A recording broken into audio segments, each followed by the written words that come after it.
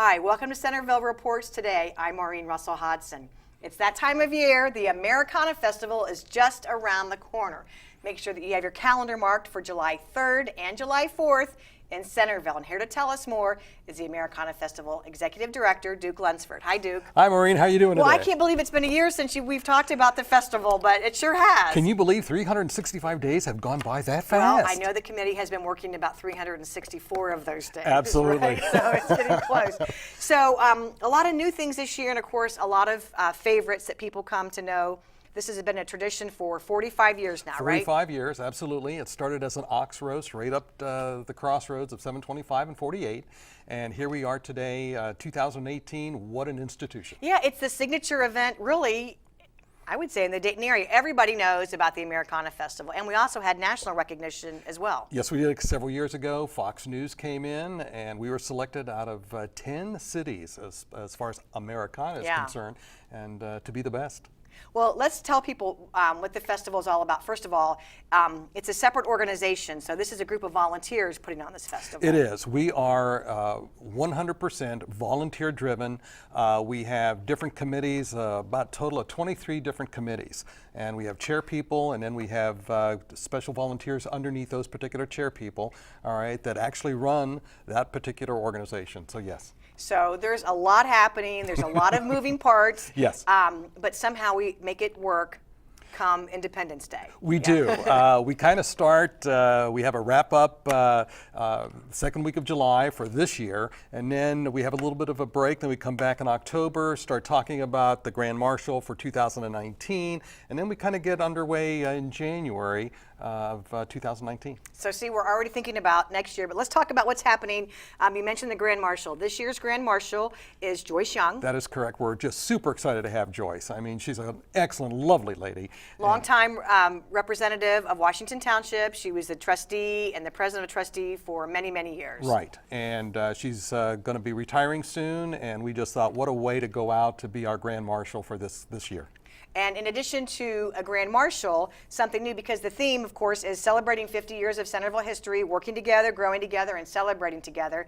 And one of the ways that we're doing that in terms of celebrating together is that the Americana Festival has invited representatives from various entities, right? Right. We have from the city, from the library, from Washington Township, the police department, all of these special guests. From the parks and Centerville Washington History. So Correct. You can look for them also riding in the parade. They will, right? yes, they will be in a horse-drawn wagon, okay, with their names on the side, so you'll get to see them and who they are and who was selected. Okay, so now let's start with July 3rd.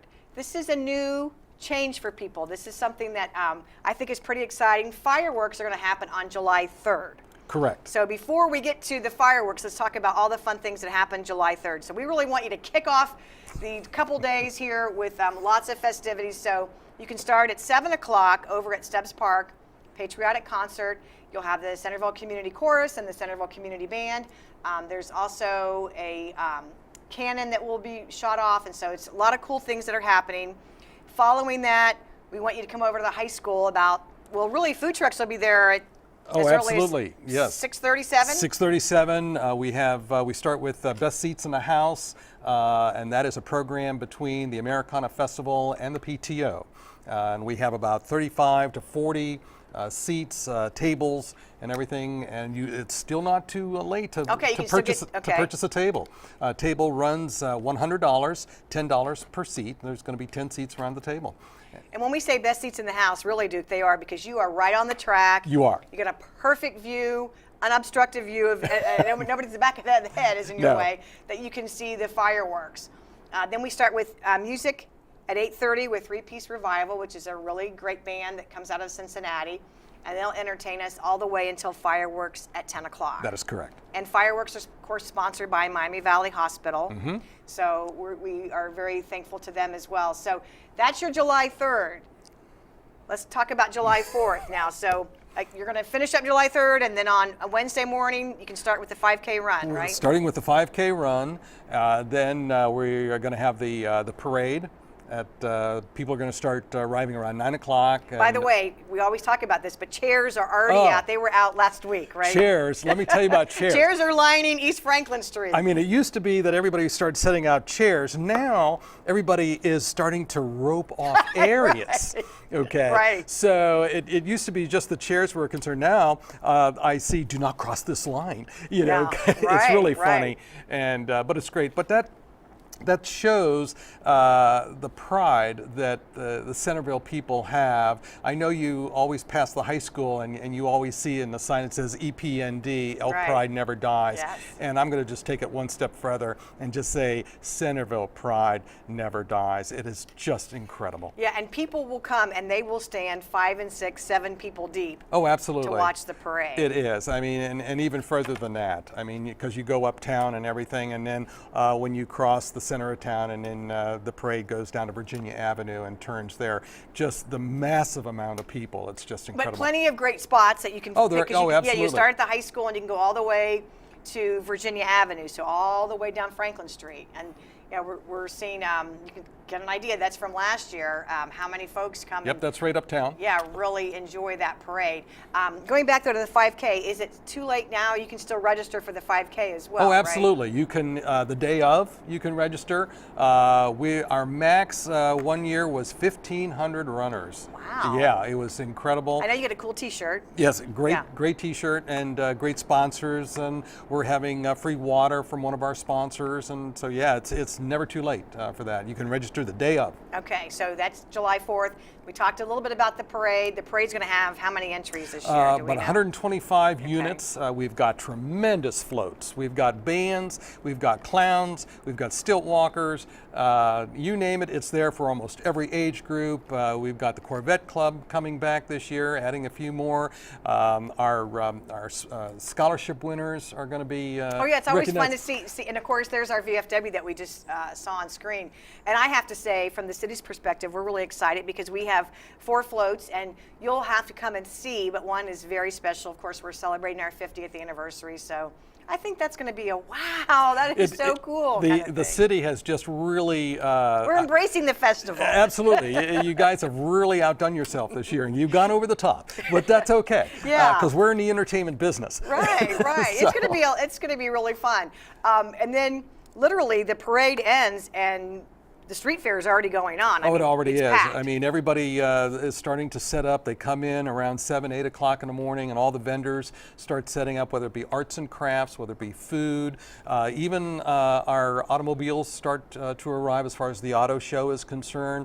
And so 48 is just packed. And hats off to our police department and fire department. They're just kind of directing traffic and everything else like that. So yes. And the with the arts and crafts, everything is handmade. Everything is handmade. Nothing out of a nothing manufactured. Nothing out of a manufacturer. It has to be handmade. Whether it be jewelry, whether it be clothing, whether it be kind of handheld soaps or whatever.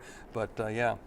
And then any type of food that you're looking for, you're going to find it at the festival. Oh my right? goodness, yes, from Asian to barbecue, it's Greek, Italian. The pretzels, the pretzel. corn dogs. I still haven't gotten a pretzel. Oh, you got to get down to get the pretzel.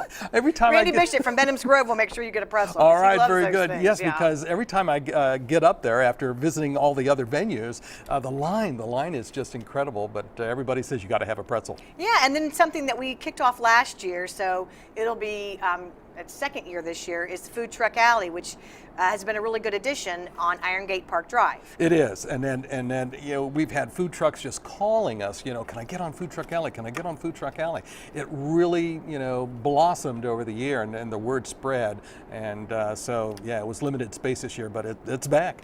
And then we've increased the area at Iron Gate parking so that there will be more seating there. So I think we've really taken into account places to sit, shade that you can kind of sit down and relax and enjoy yourself a little bit, but still have some good grub and see some fun entertainment as well as we look through some of these pictures here. Oh, absolutely. And you know, we have some period actors coming back in Benham's Grove, and jugglers and everything. Just everything for the family. Our children's area. Yeah, I was going to say we can kind of walk people through. So if you go down Main Street, you can go down Iron Gate Park Drive for Food Truck Alley. Continue, you'll see other vendors, but then you can go into Benham's Grove. Lots of things happening there as well. Oh, absolutely.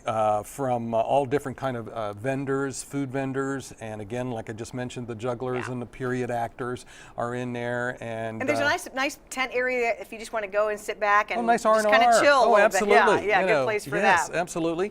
And then if you go down 48 a little bit further, then there's the children's area, and they've got a nice water park down there. Yeah, if you've got kids, you don't want to miss this place. Oh, really. absolutely not. Or even if you just want to watch kids have fun, because in addition to all the inflatables and other activities, there's the spray ground there. There is, and we also have a big inflatable. There's Mr. Gumby is going to be back this year, and that'll be right there at the entrance for children's area. And yeah, just take a nice little gander down there, and it's an awesome area.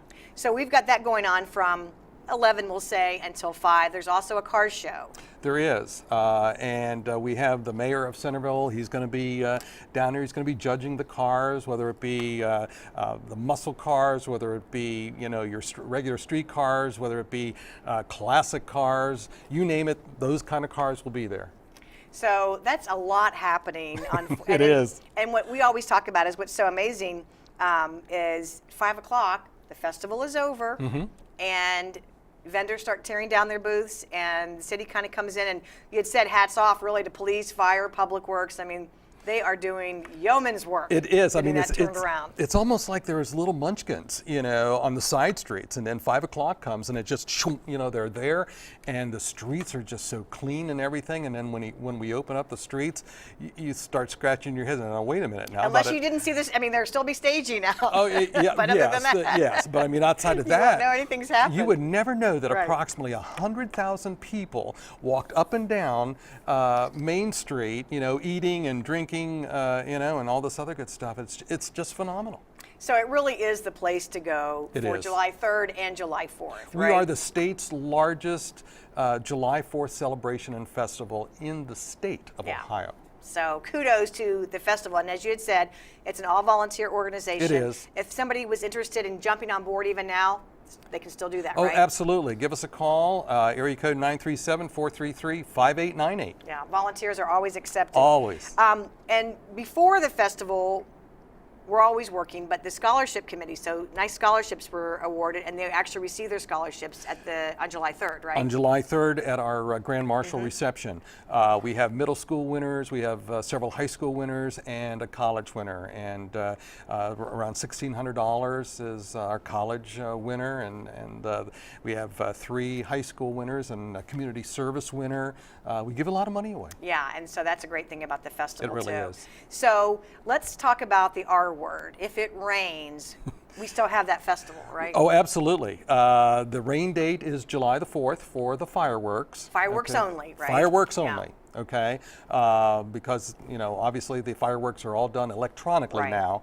And so, yes, so July 4th will be the rain date. Okay, but we're planning for beautiful temperature, warm sunshine, it'll all be great. Oh yeah, 75, 80 degrees, no humidity. You can walk up and down, and just enjoy yourself. Enjoy yourself. Absolutely. And then probably the website is the best place to go, but there's also a Facebook page as well. There is. Our Facebook gals that are handling that, they're just doing a tremendous job this year. Our sponsors are on the Facebook page. We definitely want to thank all the sponsors, because it wouldn't happen without volunteers. Oh, absolutely. And sponsors. Right? And our sponsors are just they make the festival go. Okay, and I want to be a big shout out to Mr. Steve Winstrip this year, who is our marketing director. Steve, right. Steve did an outstanding job this year, just outstanding, because there are some institutions that have left the city of Dayton, and we've gotten more institutions that are coming in. They've heard about the Americana Festival, and they say, we want to be a part of it. Everybody wants to be a part of it. And so they gave Steve a call, and Steve just did a great job this year. So it really can't happen without hands to do the work and finances to make it happen, and of course Absolutely. the city and township to take care of logistics. So we're very thankful. Again, this is July 3rd. We want to make sure you go to the concert at Stubbs Park, then get over to the high school for fireworks at 10 o'clock. For more information, you can visit americanafestival.org. We'll see you next time.